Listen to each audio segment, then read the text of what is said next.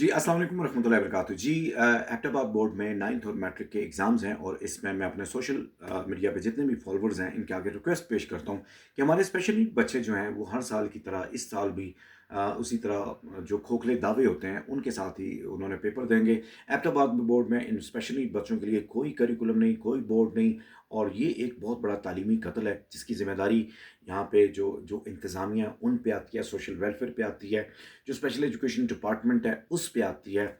और इसकी ना होने की वजह कोई बड़ी इसमें रॉकेट साइंस नहीं है, क्योंकि इनको एबटाबाद बोर्ड को सारा करिकुलम दिया गया है कि भाई ये करिकुलम है। लेकिन फिर भी पता नहीं क्यों क्या मसला है कि ये स्पेशल बोर्ड जो है ये क्यों नहीं बन रहा। सेक्रेटरी जो केपी के हैं उन तक हमने सब कुछ किया है।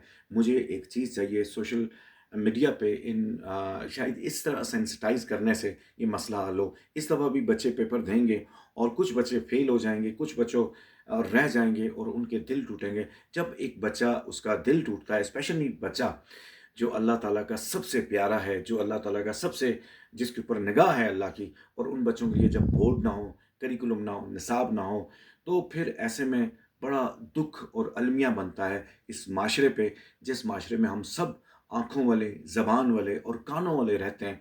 हम क्यों नहीं ये सोचते कि इन बच्चों ने भी तो ज़िंदगी गुज़ारनी है और इन बच्चों के लिए अगर निसाब बने, बोर्ड बने, तो ये कितने आगे तक जा सकते हैं।